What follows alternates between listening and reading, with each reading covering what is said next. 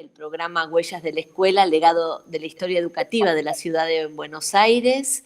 Pertenece a Gestión Cultural de la Subsecretaría de Gestión Económica, Financiera y Administración de Recursos del Ministerio de Educación de la ciudad, y junto a las distintas instituciones de la ciudad de Buenos Aires hemos recorrido nuestros 13 años de historia recuperando el patrimonio histórico educativo.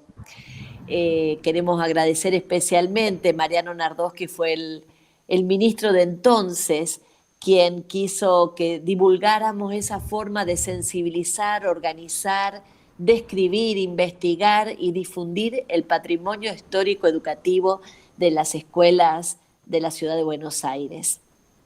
Y quiero hacer un homenaje al normal número 1 y al normal número 2 de la ciudad de Buenos Aires, que han recientemente cumplido 147 años de esta ardua tarea de educar.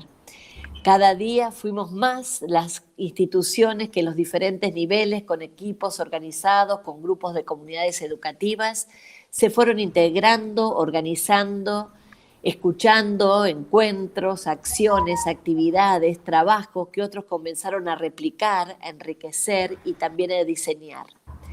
Los estudiantes fueron, a partir de diferentes programas, los principales protagonistas en esta puesta en valor del patrimonio histórico educativo. Las escuelas producen en el desempeño de sus funciones documentos, cumplimentando así diferentes normativas. Reciben de las autoridades materiales didácticos, también donaciones y producciones de los propios protagonistas. Los espacios que se acondicionan para la enseñanza poseen formas específicas de acuerdo a los saberes. Reciben a las autoridades. Esos espacios que se acondicionan con el paso del tiempo no son solo las personas que cambian, las generaciones de estudiantes, de maestros, sino que son las mismas comunidades y las sociedades, las autoridades, los gobiernos que tienen diferentes modos de seguir conceptos, actividades que quedan perimidas para comenzar nuevas e innovadoras, acompañadas por la tecnología.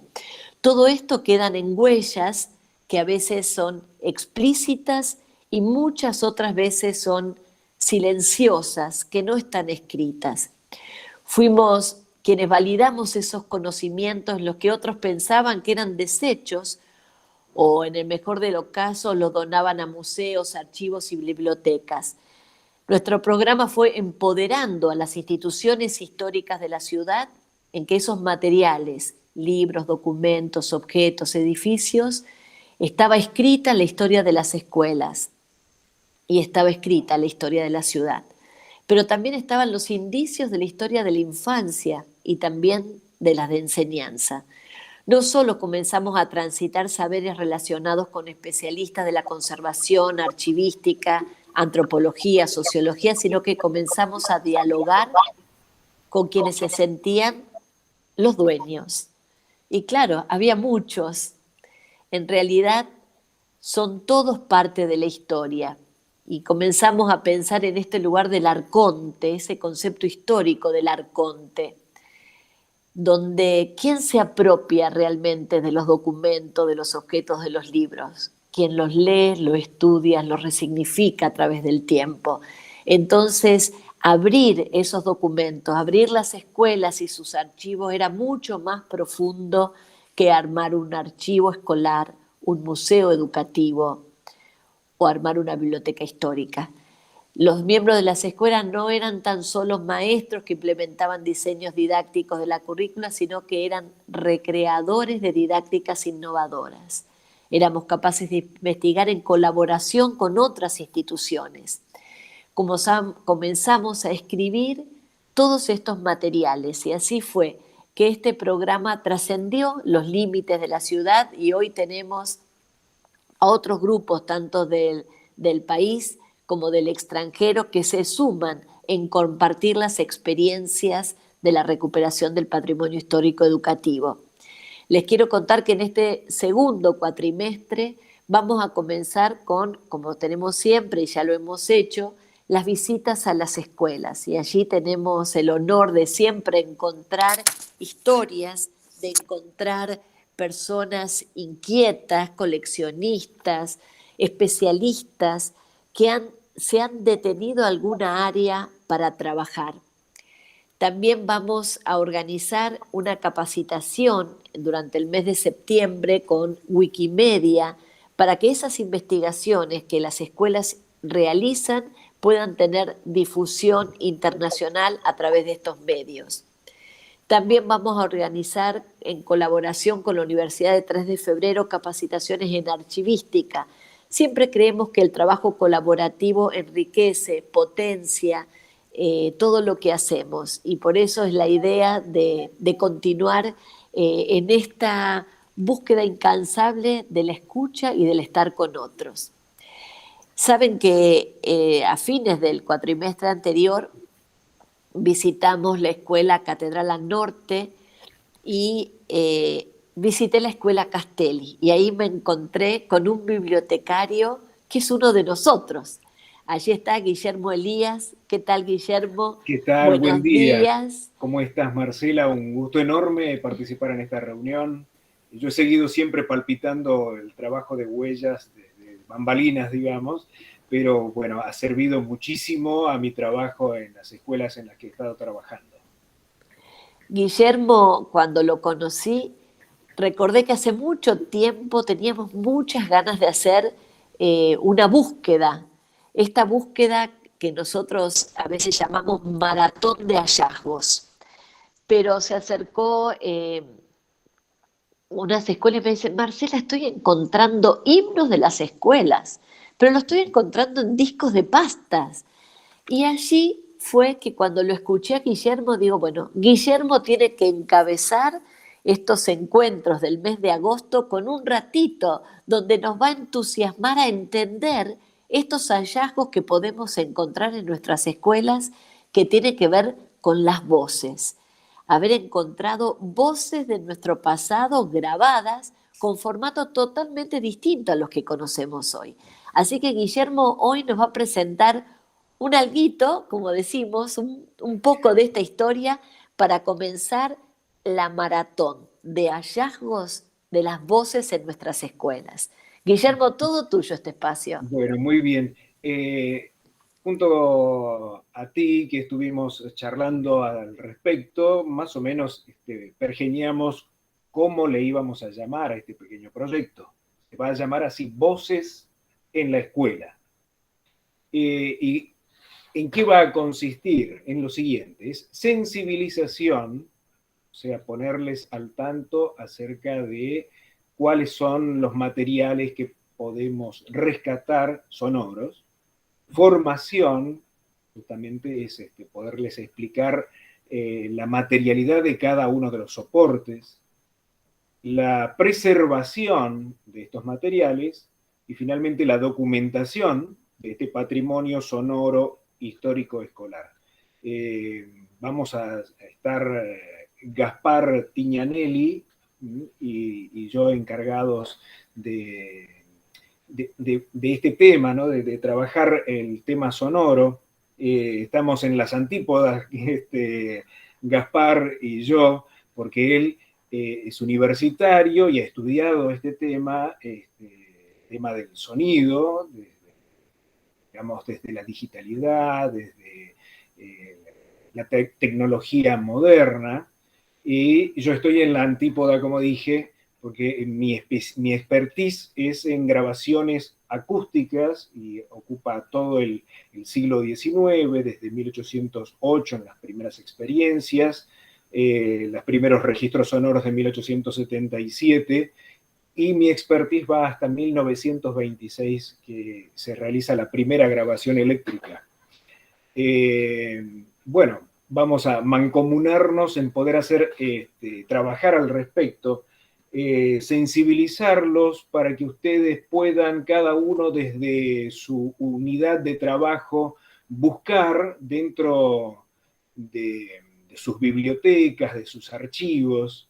Tal vez muchas veces están tirados estos objetos en otros lugares que no han sido recuperados por ningún bibliotecario, en algún depósito dentro de la institución, y allí hay que explorar y echar mano no tan solo de los aparatos reproductores, sino también, obviamente, de las grabaciones.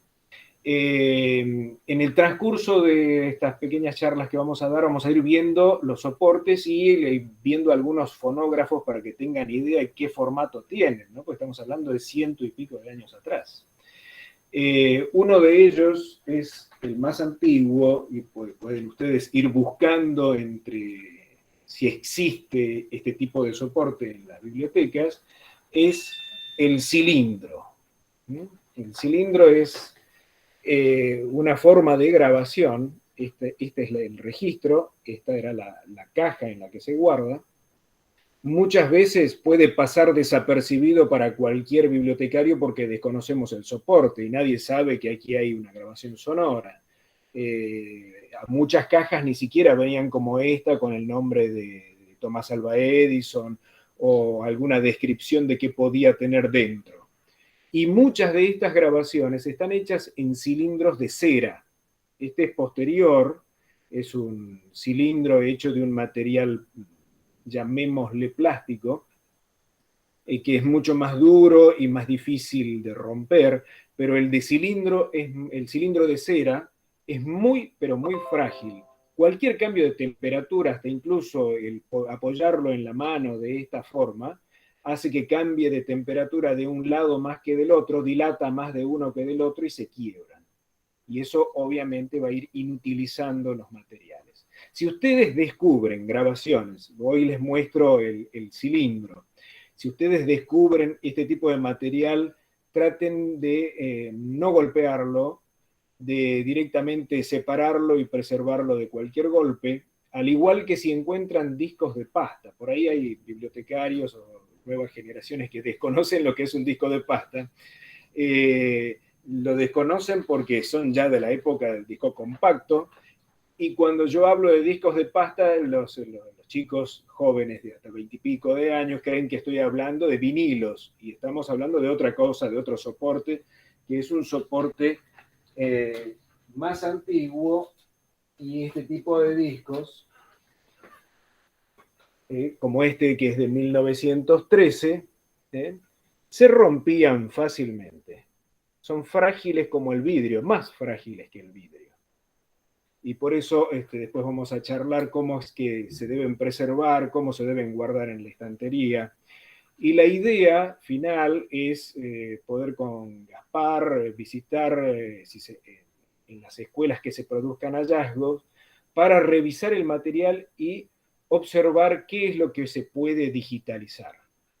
¿Qué nos conviene digitalizar? Obviamente, ustedes sabrán muy bien, como bibliotecarios muchos o archivistas, duplicar el material no sirve de nada. O sea, si yo encuentro La Comparsita por Juan D'Arienzo y es un disco que se encuentra por todos lados y está replicado en internet 200 veces, digitalizado, yo no me voy a tomar la molestia de digitalizarlo.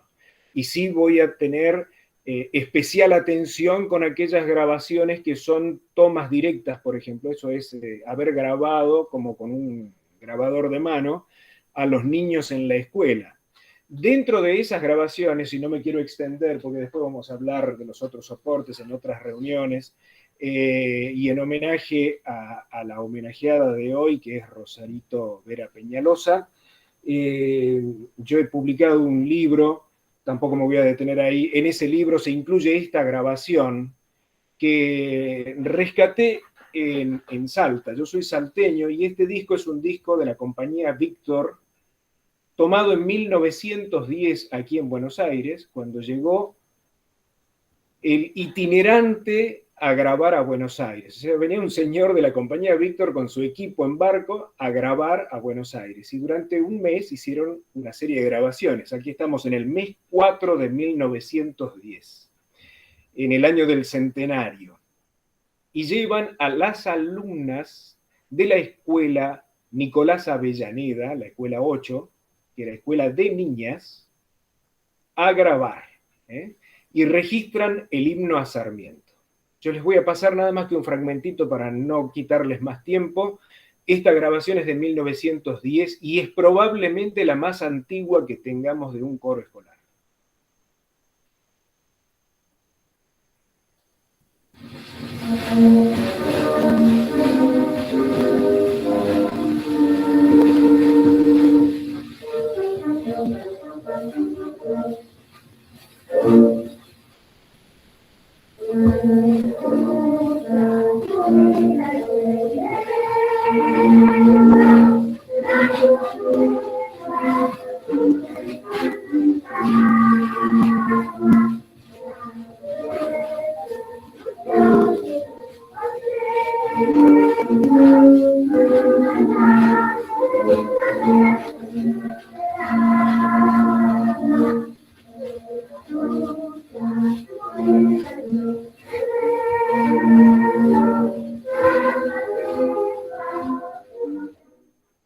Bien, eso es el fragmento de Leopoldo Correger, el himno a Sarmiento.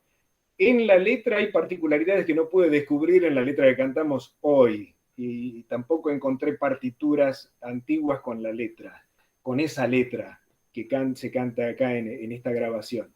Y para cerrar directamente, les comento que cómo se hacían estas grabaciones. Estas niñas estaban dispuestas frente a un fonógrafo, y lo que hacían era colocarse frente a una corneta como esta. La bocina era el micrófono, no había micrófono eléctrico, se grababa en forma mecánica. Así que enfrentados a la bocina, los apiñaban ahí uno encima del otro en especies de tarimas, para que estén lo más pegados a la corneta, para que algo se escuchara del otro lado cuando se grababa, y de esa manera, en forma mecánica, se hacía el registro. Esto hasta 1926 fue así, hasta que se inventa la grabación eléctrica con micrófono. Bueno, Marcela, les voy dejando, si no...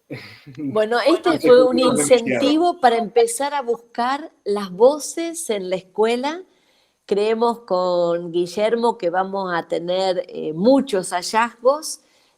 Hay, como decía, los que hemos visto hasta ahora en nuestras visitas a las escuelas son discos donde están grabadas los himnos a las escuelas, así que recuperar los himnos escolares también es como un amplio recorrido a otros documentos de nuestra historia educativa.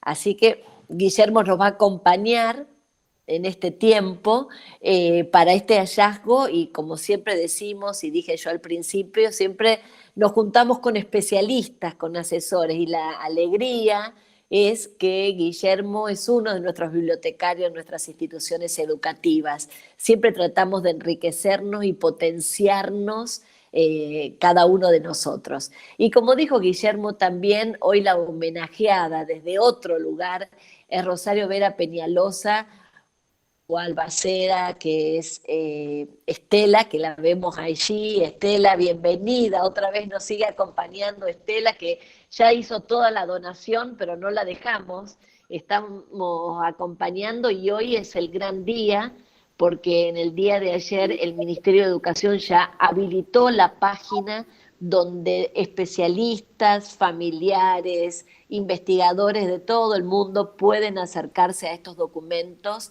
Así que quiero agradecer especialmente el trabajo que hizo Analía con no es fácil, aunque ya estaba todo digitalizado y demás. Analía tuvo que trabajar en cómo se diseñó con Tatiana Kravets, con María también, la descripción, y quiero comentar un poquito, y después le doy para esta apertura nuevamente a Estela, que este fue un trabajo de mucho tiempo. Primero la familia decide donar este material, e inmediatamente el archivero Guillermo Desi trabajó sobre los documentos en la limpieza. Ya Estela lo tenía ordenado con una clasificación más exhaustiva, la agrupamos en diferentes series, y agradecemos también, porque como decimos es un trabajo mancomunado con la Biblioteca Nacional de Maestros y Maestras, que nos prestó su sala de conservación y su escáner planetario para digitalizar absolutamente todos sus documentos en alta resolución, lo que permite que cada investigador pueda acceder a su documento, ver la letra de Rosario, ver las huellas del paso del tiempo en ese documento, y bueno, todo eso que podemos trabajar. Le recordamos también que esta página que está en el programa Huellas de la Escuela es patrimonio del Gobierno de la Ciudad de Buenos Aires, que tiene en custodia los documentos originales la Escuela Normal Superior número 1 Roque Sáenz Peña, donde Rosario fue directora durante 1912 a 1917. Después el Instituto Bernasconi, donde crea el Museo Terán, es custodia del libro de oro con la docencia argentina, que es un libro que, bueno, ya hemos recorrido y hablado y demás, pero bueno, seguramente hoy con los especialistas vamos a poder resignificarlo. Y por último, en el MUR se encuentra también otro conjunto de materiales. Ustedes van a poder acceder a los materiales en la página, pero también recuperar justamente dónde están los originales. Sabemos que el trabajo de Rosario trascendió a través de sus discursos, sus conferencias, sus escritos y recorrió el territorio pedagógico de la nación y de los países vecinos. Fue en la ciudad justamente de Buenos Aires donde ese apogeo de su pensamiento llevó adelante y tenemos la alegría que en el próximo encuentro, donde vamos a cerrar gran parte de este homenaje a Rosario, van a participar los miembros de las actuales de las escuelas donde Rosario trabajó en la ciudad de Buenos Aires, y también decidimos, que nos pareció una excelente idea y creo que ustedes la van a compartir, que es darle a todas las instituciones de la constelación, así llamamos, Rosario Vera Peñalosa, o sea, las escuelas de la ciudad que se llaman Rosario, le dimos una copia en papel de todos estos documentos, de alguna manera celebrar esta donación y hacerlos partícipes de este momento tan especial, a la que por supuesto agradecemos a su familia la confianza y este trabajo que hemos hecho con rigurosidad, con generosidad y con el respeto que nuestras maestras de la patria se merecen. Así que unas palabritas me gustaría escucharte de todo este trabajo que estamos haciendo y tus reflexiones, Estela, que es la familiar que era quien tenía este material. Buenos días, Marcela, qué gusto escucharlas y además tan agradable todo. Entiendo, ¿me escuchan bien? Muy bien, Estela. Porque dada mi edad y estas cosas que pasan a veces con los temas técnicos de electrónica y todas estas cosas, siempre tengo temor de ser mal escuchada. Yo los escuché perfecto. Bueno, no sé qué puedo decir. Yo estoy muy agradecida, conmovida y emocionada porque, bueno, más allá de que yo soy descendiente de Rosarito, lo más importante en la vida familiar nuestra, que es la familia de los Vera Vallejo, que es la parte de mi mamá, que es la parte riojana, siempre la figura de Rosario fue muy, muy querida. Pero ella, los Vera Vallejo, que eran 4, uno falleció joven, y de los 3 que quedaron, los 3 fueron de figuras muy prominentes y destacadas, de gran orgullo para todos, para nosotros familiares y para la Rioja entera, que son los Vera Vallejo. Y el único que tuvo descendencia fue mi abuelo. Y la descendencia que tuvo fueron 3 hijos, pero la mayor fue la mujer, que es mi mamá. Y tuvo 5 hijas. Por supuesto, criando hijas, se casó jovencita, fue mamá enseguida, a los 26 años tenía 5 hijas, ¿no? Así que son cosas de la época, ¿no? Entonces, por supuesto, la vista puesta en otra parte, y Rosarito vivía en Buenos Aires, ya trabajaba en el Normal 1, bueno, no sé en qué época, bueno, el Normal 1 ya se había ido, pero bueno, cuando nosotros vinimos a vivir a Buenos Aires, la visita, cada tanto, eran visitas a familiares que vivían en Buenos Aires. Y yo tuve la fortuna, que fue una situación de destino totalmente fantástica, bueno, que estaré eternamente agradecida, que a mí era la que llevaban a visitar a Rosarito. Mamá no salía con las 5 nenas, llevaba un día una, otro día otra, otro día otra, y entre todas mis hermanas. Y bueno, yo que soy la tercera, visité a Rosarito, así que tuve con ella mucha cercanía dentro de lo que éramos niñas y en esa época los niños escuchaban. Pero casualmente Rosarito te preguntaba y te escuchaba, porque ella escuchaba a los niños. Así que ella te preguntaba cosas y era importante lo que le decías, como niña, ¿no? Yo me acuerdo en esa época que era tan la cultura social, los niños sentados en la mesa, aprendiendo los usos y los modales en la mesa, los grandes corrigiéndonos, y escuchando lo que hablaban los grandes, pero no podíamos opinar. En cambio, con Rosarito nos escuchaba, ella oía a los niños. Bueno, yo recuerdo muy claramente, por ejemplo, bueno, no me quiero desviar, que entonces cuando yo tuve esto, que fue un legado que me dio mi mamá, que mi mamá murió a los 97 años y solo el último año ya estaba un poco perdida, así que fue una persona lúcida hasta los 96, con una inteligencia privilegiada. Cuando me entregó todo, para mí fue una responsabilidad enorme y quería cumplir con el ritual de todo el respeto que se le había tenido siempre a esto. Esto estuvo guardado como un legado maravilloso y siempre supimos que había que donarlo a un museo. Y bueno, con esto de que uno está en educación, mamá me lo dio porque vos te dedicaste a educación, sos la que vas a saber dónde entregarlo. Y para mí fue un desafío: ¿cuándo? ¿Dónde? ¿Cómo? ¿A quién tenía que entregar esto para que sea tratado con el máximo respeto? Y estoy tan gratificada y con mi espíritu en paz, porque sé que fueron los caminos correctos los que se hicieron. Y entonces entiendo que Rosarito me llevó de la mano. Yo ojeé muchas veces este álbum, y en el álbum, que primero está, por supuesto, las palabras en la dedicatoria, que sus colegas docentes la nombran maestra de la patria. Y esto es muy importante porque ella, cuando sale muy mal del Normal 1 por una injusticia y una situación que la dañó, le quitaron el estado docente. Es algo que jamás se hizo en la docencia argentina. Y a una figura como ella, que ya gozaba de mucho prestigio en la docencia.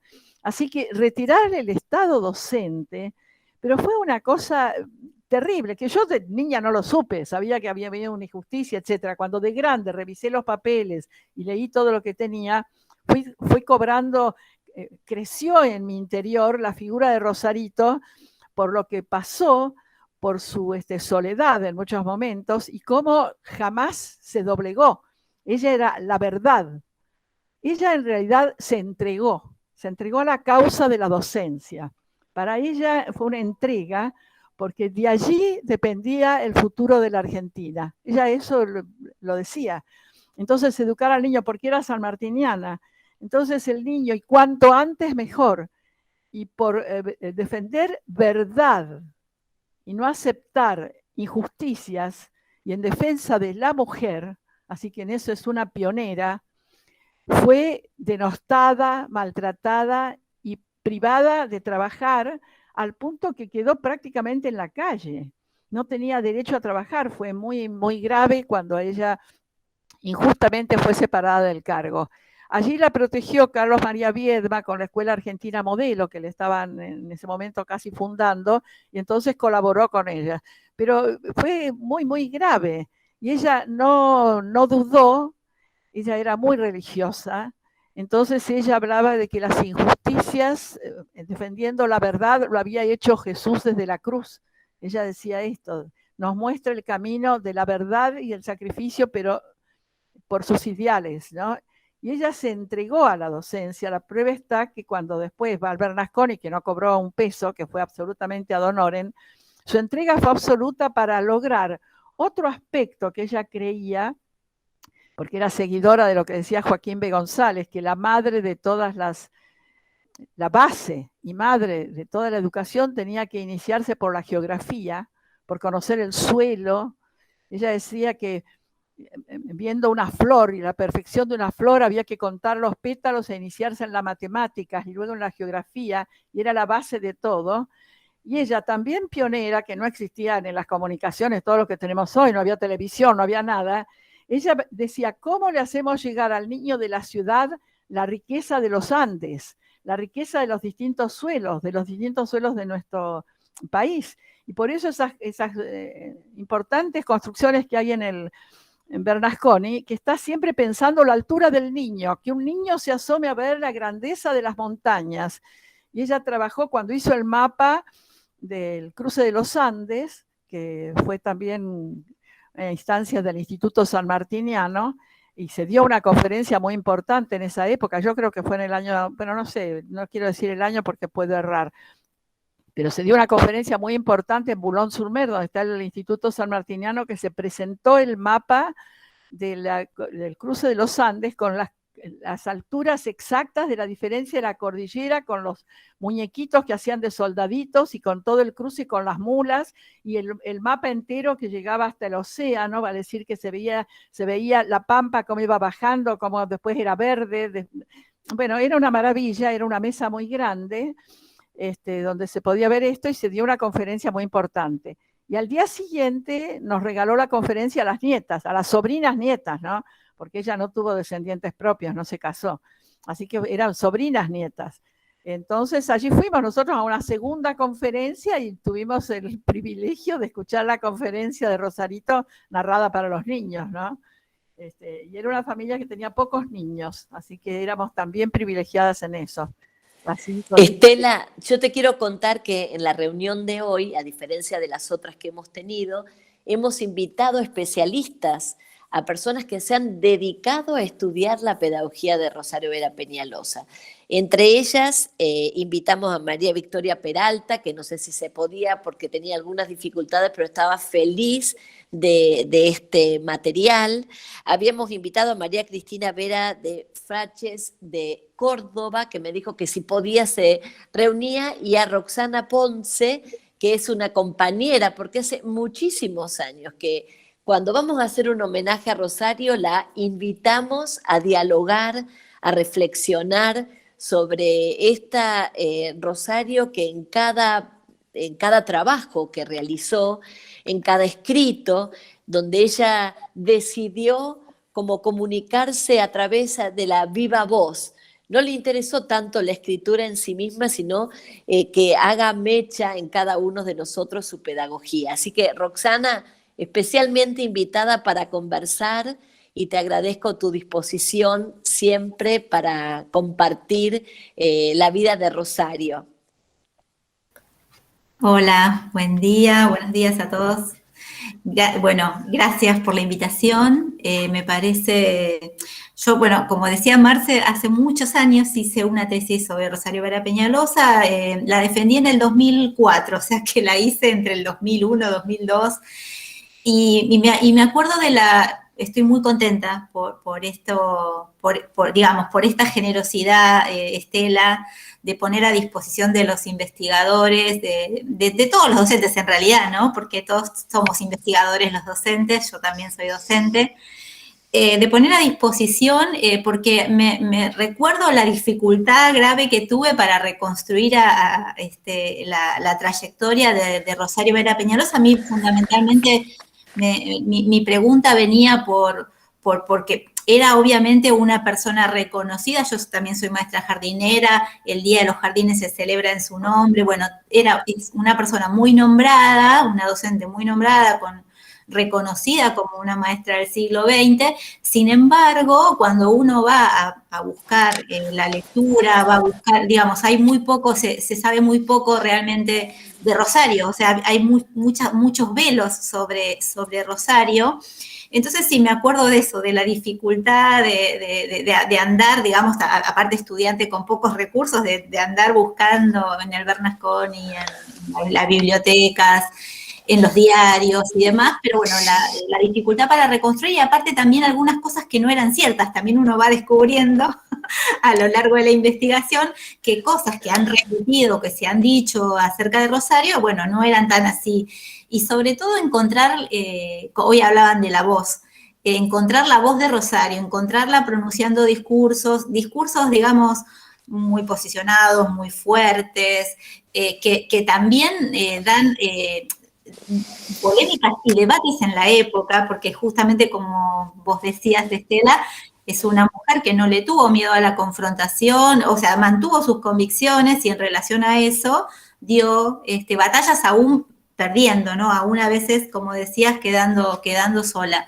Entonces, bueno, sí estoy muy feliz por esto que han logrado. Yo se lo contaba ayer a Marcela, cuando empiezo a mirar todos, hay cosas que yo no conocía, obviamente no había accedido, esos registros, esas cartas que son personales, digamos, hay cuestiones que obviamente a las cuales no accedí y que me devuelven también a una Rosario más vital, más dinámica, que se entrevé en su obra, porque creo que una de las cosas más interesantes de Rosario, que también lo estuvimos hablando con Marcela, es que, bueno, Rosario no fue una autora de pedagogía en relación a que, bueno, escribo,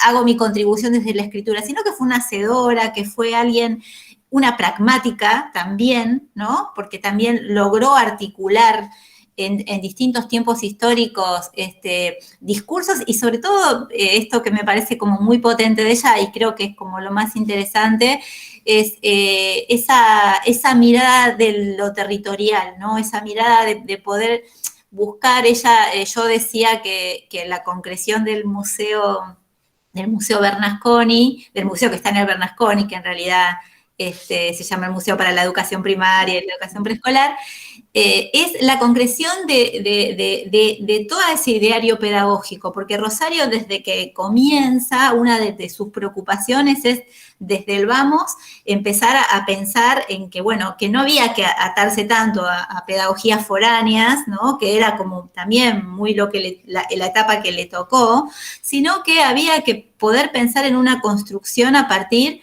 de conocer dónde estamos, quiénes somos, de dónde venimos. Digo, algo de las identidades, que creo que la pregunta por la identidad en ella estuvo muy fuerte siempre. Por eso fue una precursora en reconocer a los pueblos originarios, digo, por eso fue precursora en muchas cosas que hoy, bueno, hoy sí nos parecen dentro de lo políticamente correcto y de las cosas pero no en la época en la que ella actuó. Entonces, esas cosas a mí por lo menos me motivaron y bueno, a pesar de que hace tantos años que produje eso, sigo pensando a Rosario porque Rosario actualiza el pensamiento pedagógico. Entonces, bueno, nada, gracias, feliz de este hallazgo, me parece de una generosidad y de una potencia bueno, que nos va a todos a permitir pensar nuevas preguntas también, ¿no? Reactualizar, ponernos en diálogo. Así que felicitaciones, realmente es una obra maravillosa esta manera de compartirla también, que se hace accesible. Y por supuesto la conservación de los documentos que por supuesto también como gente dedicada a la historia nos parece fundamental y esencial. Roxana, yo quiero hacer una pausa y pensar en ese jardín de infantes de Rosario y también le hacemos así un homenaje a Estela porque ella también es jardinera por Rosario, al igual que vos. Yo soy de primaria, así que disfruto a esta geografía y a esta geometría de Rosario y esta riqueza del debate entre el nivel inicial, el jardín de infantes y el movimiento escolanovista, que me parece exquisita esa conferencia que da en Paraná.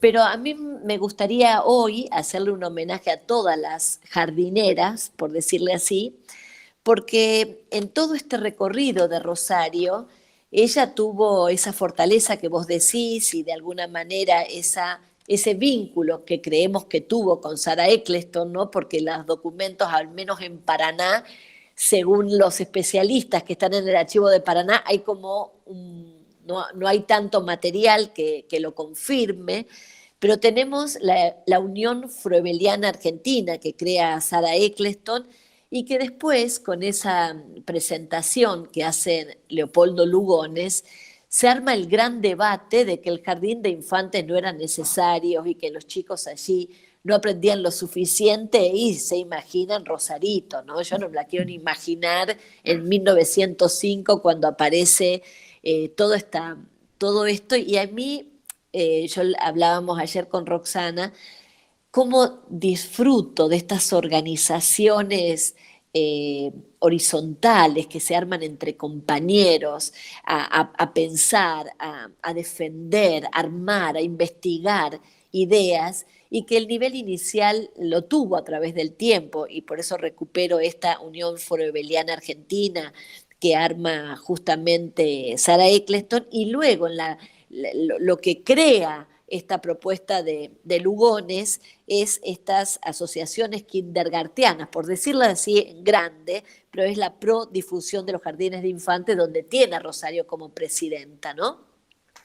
Y me parece riquísimo, no es para desmerecer, pero a veces los gremios en el que hoy los concebimos no eran los gremios que de alguna manera surgieron entonces. Sin embargo, hay organizaciones en la actualidad que tienen ese mismo espíritu, por decirlo de alguna forma, y por eso le pedí a otra especialista en el nivel inicial, y tenemos la suerte de que la presidenta mundial de OMEP es argentina, así que también le hacemos un homenaje, que de alguna manera esa fuerza de Rosario está en estas kindergartianas argentinas, a Cristina Tacci, que nos contara qué es la OMEP, porque justamente lo que queremos es esta ida y vuelta, ¿no es cierto?, constante entre el pasado, el presente y cómo se organizaron.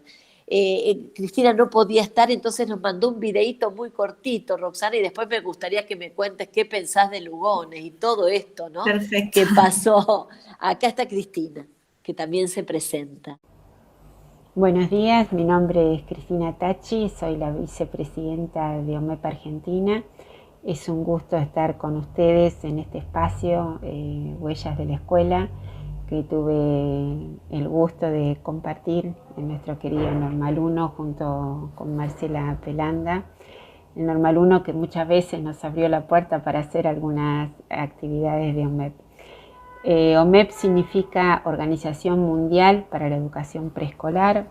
Es la organización más antigua y más grande, comprometida con los derechos de las infancias, haciendo foco en educación en el sentido amplio, que va más allá de la escolarización. OMEP tiene presencia en más de 70 países en los 5 continentes y se creó en un seminario de la UNESCO en 1946. Por una iniciativa de Lady Allen de Harvard, de Reino Unido, y Alva Myrdal, de Suecia, con otras personas de Francia, Dinamarca y Noruega, desarrollaron una propuesta para la creación de una organización mundial que promoviera el bienestar, los derechos y la educación de los niños pequeños. El contexto de la época era, habiendo finalizado la Segunda Guerra Mundial, una devastación terrible que tenía Europa, y una de las grandes preocupaciones eran las infancias abandonadas, los niños huérfanos, y las infancias que estaban viviendo estas situaciones tan complicadas de la posguerra. Entonces surge en una asamblea de la UNESCO en París la preocupación de crear una organización mundial, y así nació la OMEP, y Alva Myrdal fue su primera presidenta. Entonces en OMEP, en 1948 en Praga, que fue formalmente su creación, se fue desarrollando y tiene comités, como decía antes, en los 5 continentes. Hay una presidenta mundial, que tenemos el gusto de que sea argentina, Mercedes Mayol Lasalle, fue presidenta de OMEP Argentina, después fue presidenta de América Latina, de OMEP América Latina, dado que hay una presidenta mundial y una vicepresidenta por cada continente. Y hace 2 años tuvimos el gusto y se podía viajar. Fuimos a Praga y salió por unanimidad votada como presidenta mundial de la OMEP. En Argentina, en el año 1965, había 2 grupos que estaban muy interesados en generar acciones para el bienestar de los niños y las niñas. uno liderado por Marta Gialotti y otro por el doctor Florencio Escardó, pero juntos después y alrededor de la figura emblemática de la rectora del Eccleston, Margarita Ravioli, crearon OMEP Argentina. Y OMEP Argentina fue aceptada formalmente en la Asamblea número 11 de 21 de julio de 1966 en París. Ahora la presidenta, nos vamos votando, es una organización civil, sin fines de lucro, democrática, por lo cual hacemos elecciones cada 3 años y cada presidenta puede tener o ejercer la presidencia no más de 2 periodos. Yo fui presidenta de OMEP Argentina, ahora es Ruth Cuilca, y hay una comisión directiva donde las vicepresidentas ahora somos Alejandra Castiglioni y yo, y el resto de colegas que todas voluntariamente trabajamos en la OMEP. ¿Cuáles son los objetivos de la OMEP? La OMEP pretende incidir en la construcción de políticas públicas para la protección y promoción de los derechos de los niños y las niñas, impulsar políticas públicas con foco en el derecho a una educación integral y al juego, otorgar visibilidad a la primera infancia en ámbitos extraeducativos para concientizar sobre sus derechos y sus problemáticas, promover la reflexión, el conocimiento y la investigación con el fin de mejorar la calidad educativa de instituciones y programas en todos sus contextos, y establecer alianzas con gobiernos, organizaciones civiles, fundaciones, comunidades, universidades, para trabajar en red, para poder fortalecer la construcción de políticas y prácticas. OMEP realiza muchísimas acciones. Anualmente hacíamos los encuentros internacionales de educación infantil presenciales. Desde el año pasado los estamos haciendo virtuales. Si ustedes entran en la página de www.omep.org.ar, se encuentran con nuestra agenda y con nuestras propuestas, en las cuales invitamos a especialistas reconocidos de Argentina, de América Latina, para poder conversar sobre las problemáticas que atañen a las primeras infancias. Para nosotros la primera infancia abarca desde los 0, o sea, desde el nacimiento, hasta los 8 años. En estas numerosas acciones que hacemos, ahora el 24 de agosto vamos a presentar una investigación que fue coordinada por Patricia Sarlé y que busca saber y conocer cómo es la educación y los lineamientos curriculares en las diferentes provincias. En el mes de septiembre vamos a hacer un nuevo encuentro sobre educación infantil, y en época de pandemia estuvimos teniendo muchísimos encuentros con especialistas de Latinoamérica, de Argentina, con directoras de instituciones, para poder acompañar a las familias y poder seguir trabajando por el derecho a una educación inclusiva y de calidad para todos los niños y las niñas pequeñas. Bueno, es un gusto haber estado, aunque sea virtualmente, haber compartido este espacio. Les mando un afectuoso saludo de todo el Comité de OMEP Argentina. Muchas gracias, Marcela, por invitarme. Creía importante recuperar que estas ideas de Rosario o estas organizaciones de las primeras kindergartianas argentinas no quedaron en vano, continúan de alguna manera en diferentes organizaciones. Esta no es la única, pero por ahí es la que más representación tiene de las maestras jardineras, ¿no? Y creo que esta fuerza que hoy decía Cristina de la pandemia, cómo permite que nos pongamos todos a pensar en esta realidad, bueno, en ese entonces, y recupero, Roxana, a ver si querés que hablemos algo de este Leopoldo Lugones, que enfrentó a las kindergartianas de esta manera tan fuerte en 1905 y que movilizó en la organización, y como fue esa asociación pro difusión de los jardines de infantes, también en conferencia, en investigación, en unirse a discutir, como vos dijiste, que Rosarito tenía eso de decir lo que ella pensaba, debatirlo, y esa fortaleza íntima de su personalidad pedagógica, profesional. Sí, estaba ahí pensando que en realidad uno puede, digamos, ahí esto que vos decías hoy que traías con respecto a la parte de biografía de Rosario, que también se dice que Rosario es maestra jardinera y no consta eso en las actas de Paraná.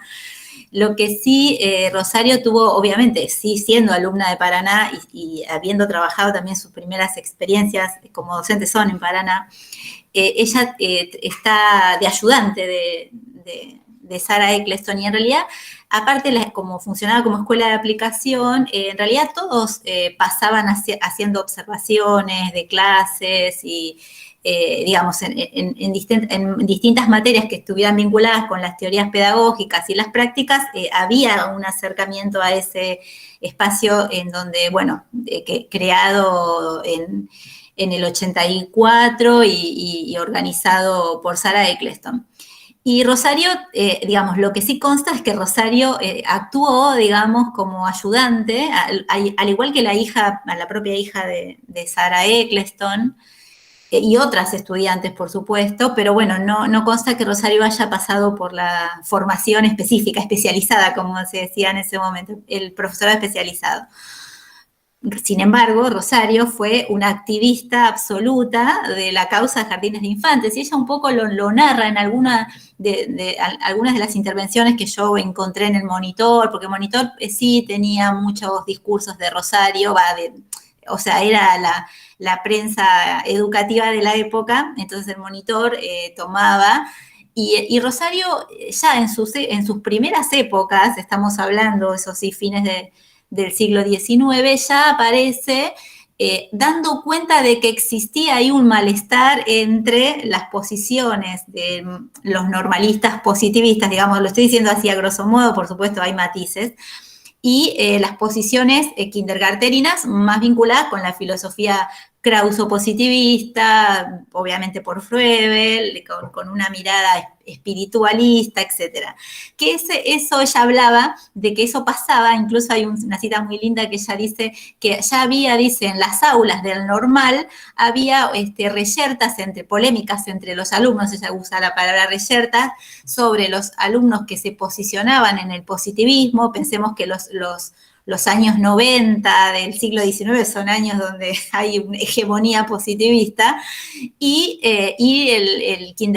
las kindergarteninas que estaban posicionadas en esa mirada, en otra concepción filosófica, ¿no? Entonces, ahí Rosario, digamos, siendo incluso estudiante del grupo normalista, tiene una cabeza como mucho más abierta como para poder pensar, incluso Sandra Carli la ubica a Rosario también dentro de los krauso-positivistas, ¿no? Como ese grupo más ecléctico que pudo tomar cosas del positivismo también sin perder la mirada filosófica espiritualista.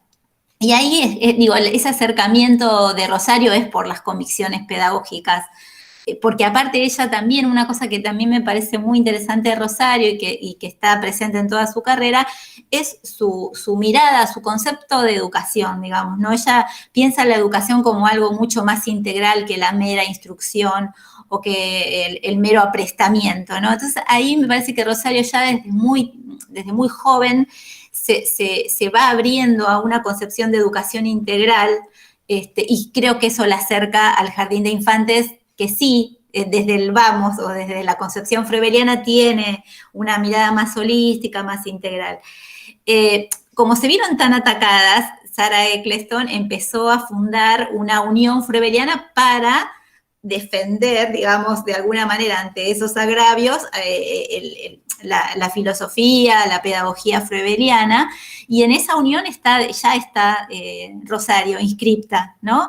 Y no solamente inscripta activamente, ¿no? Inscripta está como escribiendo, inscripta está pronunciando discursos, llevando esas polémicas también ya como profesora, como directora después, llevando aparte como directora cuando ella tiene la oportunidad de ser primero catedrática y después directora, también va llevando esas ideas a todo el país, porque Rosario pasa por Córdoba, bueno, por muchos lugares.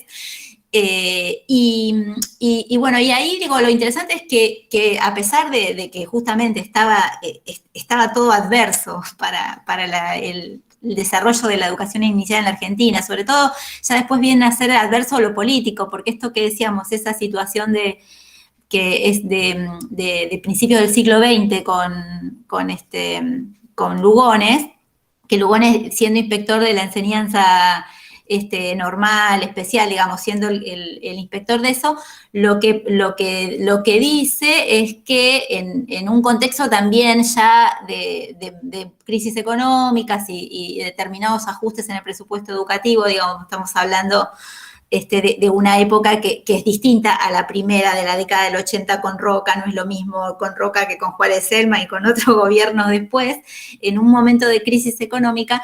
La idea de Lugones es, bueno, vamos a necesitar formar más maestros para las escuelas primarias, por lo tanto, tenemos que revisar para qué estamos formando, qué está pasando con la formación de especialistas de kindergarten. Y en lo que él hace, primero hacer una serie de críticas, posicionado, por supuesto, desde una visión más positivista también, y después, bueno, convocar, a reunir en un congreso pedagógico a voces opositoras al kindergarten, ¿no? Que ahí estaban, por eso, pongo en contexto de que es en el momento de la hegemonía más positivista del normalismo, ¿no? Porque ya después, cuando viene la escuela nueva, ya la cuestión va a ser distinta, o sea, una década después, 2 décadas después, va a cambiar ese esquema, pero en ese momento las fuerzas que se dan opositoras, digamos, al kindergarten están en cargos del Estado, ya son funcionarios. La propia Rosario decía, bueno,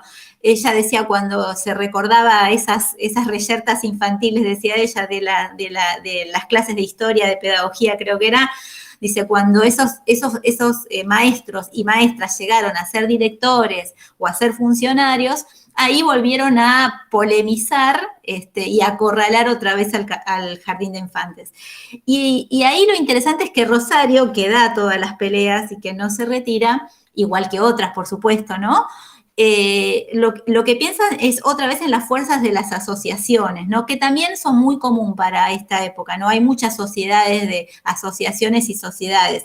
De hecho, Rosario hace la sociedad de museos, de amigos del museo, hace muchas otras de bibliotecas populares, participa, tiene como una vocación también por vincularse con los debates de su época, ¿no? Los debates educativos, que era fundamentalmente lo que le interesaba, y educativos culturales.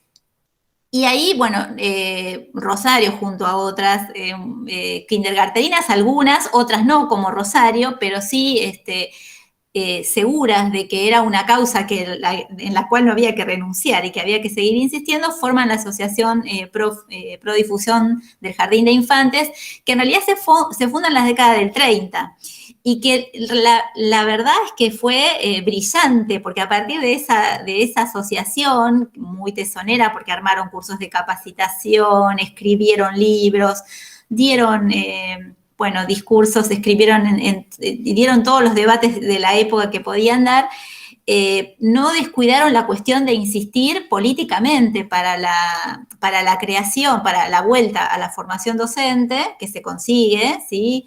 Con el Eccleston, a partir del 37 se consigue, y otra vez, ¿no? El resurgimiento de los jardines de infantes, que bueno, en esos años emblemas, el Jardín Mitre y el Jardín del Bernasconi, que con eso, digamos, Rosario ya formando parte, ya para esa altura, como contaba Estela, una docente prestigiosa, reconocida, porque hay algo que también, a pesar de todas estas cuestiones que tuvo y estas polémicas, Rosario sí fue reconocida fundamentalmente por sus pares, y eso me parece que eso la acompañó, o sea, eso es muy interesante porque ella se sintió acompañada por sus docentes, por sus estudiantes, no sé, en momentos en donde ella tuvo dificultades, las renuncias, cesantías, etcétera, siempre tuvo el apoyo de la comunidad, de sus estudiantes, de sus profesores, o sea, en eso no estuvo sola. Creo que hay algo ahí que, bueno, que por ahí familiarmente lo conocen más, algo que seguramente tenga que ver con características de su carácter, ¿no? De su poder de carisma, porque evidentemente conseguía eso, ¿no? Esa empatía en quienes la conocían. Y uno ve, aún en esos momentos adversos, cómo hay mucha gente que sale, bueno, lo vemos en los documentos hermosos estos, en los diarios, ¿no? Que está el caso de Córdoba y el caso, bueno, de Buenos Aires, del Normal 1, y ahí aparecen escenas maravillosas. Si querés contar, Marcela. Hay una escena que muy... ella llega a Córdoba y la está esperando todo el mundo en la estación de trenes, lo que relata el diario, ¿no? Y con respecto al Normal 1, también relata estos artículos del diario de la donación de Estela, que cuando ella es nombrada directora, era el cargo del Normal 1, se hace una reunión, bueno, en uno de los clubes más importantes que tiene el Jockey Club, Buenos Aires, y cuando tiene el problema, que lo relatan los diarios, con el peludo, así lo llaman, al presidente de entonces, con una situación bastante complicada, las alumnas no quieren recibir el título si no se los daba Rosario, su directora, que había renunciado, y tenemos la renuncia que está muy clara, donde ella dice que la historia me juzgue. Lo dice ahí, ella espera que nosotros, y creo que el gran legado que ahora la posta de toda esta entrega de documentación es que nosotros somos los responsables de estas voces, por tomar la parte de Guillermo, de esta Rosario que pretende que los otros den cuenta de este trabajo. Y allí también esto era muy conocido en el Normal, hay veces que se conoce por tradición en el Normal 1, que las alumnas iban a visitarla por la tarde cuando salían de la escuela a la Argentina Modelo, porque quedaban pocas cuadras, ¿no? Y acá estos relatos, a mí me encanta lo de los diarios. Primero, como decíamos con Analía, porque ella es periodista y demás, esto que los diarios tenían antes, porque bueno, Buenos Aires era una aldea, no es la Buenos Aires que conocemos hoy, y está esto como se contestaba, ¿no? Rosario decía algo y la entonces actual rectora del Normal 1 le volvía a contestar, y cuando las alumnas iban a decirle al ministro de entonces cómo puede ser que Rosario la hayan echado, dice no, ella renunció y la renuncia fue aceptada, no hay posibilidades de volver para atrás. Bueno, todo esto que implica que, bueno, después el presidente que sigue le devuelve lo que decía este estado docente y se puede jubilar, le da el cargo de inspectora y demás, pero fueron momentos muy controvertidos, y acá habla de este lugar de Rosario, ¿no es cierto?, aferrada a sus ideales, que los defiende porque no hay una nota sin contestar, o sea, esto de que vuelve a contestar. Recuerdo cuando armamos el archivo del Normal 1 que hay una carta, vieron, lo organizamos, lo coordiné durante muchos años, donde el ministro de entonces le pide por nota que se disculpe por lo que había dicho. ¿Y ella qué contesta? Que no se va a disculpar porque sigue pensando todo lo que le había dicho al ministro, ¿no?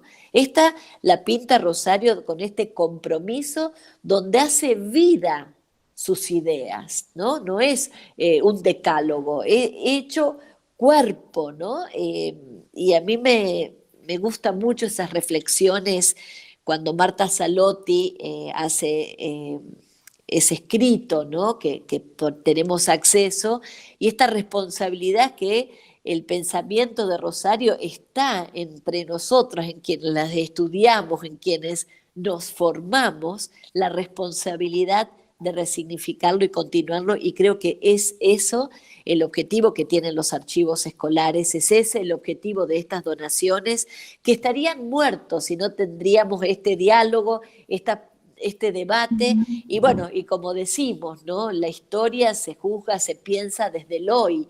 Entonces esto de volver a Rosario en este pensamiento que han tenido las kindergartenas y actualmente hoy, de estar tan cerquita en la observación de los niños o de los jóvenes, en las escuelas primarias que logran esta propuesta escolanovista, que pueden ir acompasando las renovaciones o las propuestas innovadoras de la educación.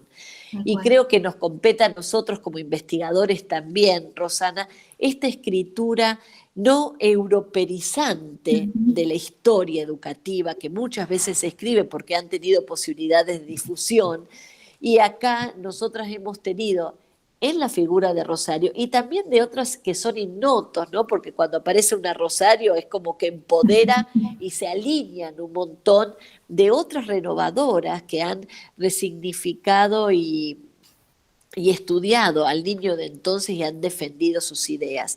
Por eso quise traer un poco con OMEP a estas que también, Patricia Sarlé y tantas otras, que siguen pensando y defendiendo el hoy en esto que estamos pensando. Acá vemos que Cristina Vera se ha incorporado, así que bienvenida Cristina, otra estudiosa de Rosario, que acá estamos debatiendo con Roxana todo lo que estamos, y me gustaría, antes de darle la palabra a Cristina, contarles un poco estas series documentales que hemos organizado, toda la donación que hace la familia de Rosario y que hemos organizado en discursos y artículos, por un lado, por otro lado las correspondencias, no solamente la que ella escribe, sino la que ella recibe, las publicaciones, que nos parece muy atinado también.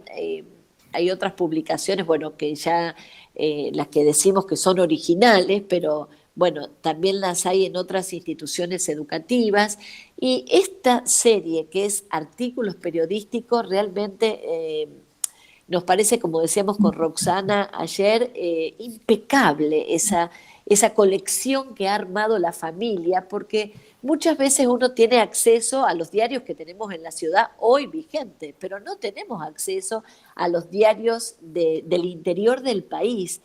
Y como están transcriptos los discursos completos, y hay algo que decía Roxana, ¿no? Esto de que como lo relata el diario, y estaban todas las defensoras de Rosario de lo que le había pasado en Capital, estaban esperándola en la estación de trenes. Yo cuando leía eso me imaginaba la escena de ese momento bajando de Rosario del tren y estas mujeres que, bueno, todo este grupo de mujeres, Alicia Muro de Justo y todas que en esa época comenzaban a recorrer un camino con mucha fortaleza y mucho trabajo. Así que creo que esto de los artículos periodísticos es realmente un aporte importantísimo en esta colección. Y por último, sin lugar a duda, la parte del registro de firmas. Gaspar tiene un trabajito porque la hemos grabado en otro video a Estela cuando explicaba por qué este libro de firmas era tan valioso. Y dijo, bien como maestra de siempre, ¿no? La firma, lo que implica el nombre, ¿no? Porque es una colección de firmas, ¿no? En el nombre está todo nuestro ser, todos nuestros ideales, todo nuestro proyecto, ¿no? Y se firma con esto que era muy común en esa época, ¿no? Porque uno terminaba la escuela y se le daba un diploma con la firma de todos los compañeros, donde esta colección permite la identificación de los pensadores cercanos a Rosario también, así que da para un estudio muy importante. Y además quiero aclarar que, bueno, ustedes saben que cuando uno en alta resolución coloca esta cantidad de casi 200 documentos, la alta resolución para un libro de 387, creo, si no me equivoco, Estela, no me corrijas, folios, no se pudo en el libro colgar en alta resolución, pero sí nosotros los tenemos para los investigadores que necesiten como un mayor trabajo sobre esto, ¿no? ¿Estás ahí, Cristina, entonces? Bueno, yo la escuché, la vi entrar, pero bueno, no sé si no lo vamos cerrando nosotros este encuentro, Roxana, y Y la idea es que estamos muy felices de poner a disposición del público en general. Lo que permite la tecnología de hoy es este conjunto de documentos a disposición de todos para lecturas y relecturas, y también agradecidos de todos los que pudieron colaborar. Por eso a todos los que están queremos que lo difundan, que lo posteen, que se disfruten los documentos que ayudan a crecer en esta educación que tanto necesita de muchas rosaritos, y por supuesto varones, ¿no? que quieran apostar por la infancia argentina.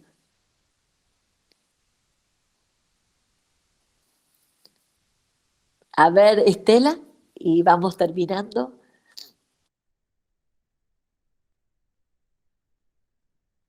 No te escuchamos, Estela. Hay que prender el micrófono. Hola, hola. Sí, ahora sí. ¿Ahora me escuchan? Sí, perfecto. Bueno, perfecto. No, que creo que está terminando la reunión y quizás fui un poco extensa cuando hablé antes. Y no quiero dejar de decir que estoy emocionada porque era mi fantasía de que Rosana Ponce represente a todos los que quieran investigar en esto y que, bueno, en este caso vos hiciste una tesis. Mi fantasía era que si alguna vez alguien quería escribir una tesis de Rosarito, pensaba yo, y resulta que vos ya lo habías hecho, así que estoy conmovida que lleguen a estos papeles, porque justamente decía, ¿dónde se puede poner esto para que esté acceso al mundo? Porque Rosarito era del mundo, ya por supuesto, uno como familiar tiene el orgullo de la parienta con tantas virtudes, pero ella pertenece al mundo y ella se entregó a la humanidad educativa de todo el país, porque recorrió donde la llamaban, etcétera, y no tuvo ese, no sé si decir egoísmo, ¿no? Pero tuvo esa prudencia de archivar sus cosas, así que de casualidad, porque justamente un tío abuelo y mi abuelo tenían estas cosas que juntaban de ella, por eso tenemos esto, si no ella no le daba importancia de tal andariega y era una gran hacedora, ella era hacedora de cosas. El primer jardín de infantes lo fundó en la casa de mi abuela, en la casa de la ciudad de La Rioja, que tenía una casa muy importante, que es donde está hoy el museo, pero que tenía salida a 2 calles, entonces en una de las calles, en uno de los espacios, pudo poner el primer jardín, que con el tiempo pasó a ser jardín del Normal de La Rioja, ¿no? De la Escuela Normal de La Rioja. Pero estoy tan agradecida, Rosana, de que vos hayas puesto tu mirada en Rosarito y que hayas hecho este trabajo de investigación con toda la formación que te da, tu capacidad de estudios que has tenido, que estoy muy, muy gratificada y quería decírtelo personalmente. Personalmente la manera que tenemos ahora de conectarnos más allá de la pandemia, ¿no? Y bueno, queda esto también que quería comentar, que en la época que Rosarito empieza a actuar como docente, no existía el profesorado de jardín de infantes.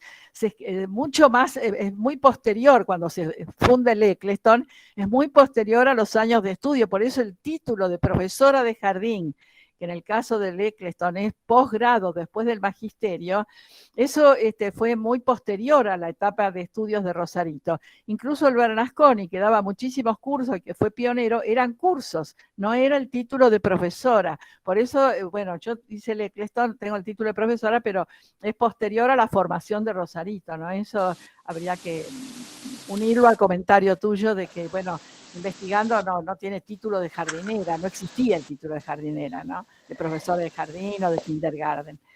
Y además Estela... Perdón.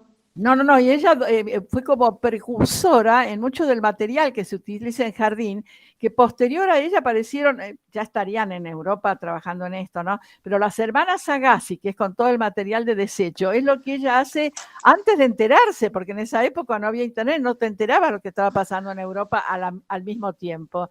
Incluso los materiales que hace como metodología de estudio para...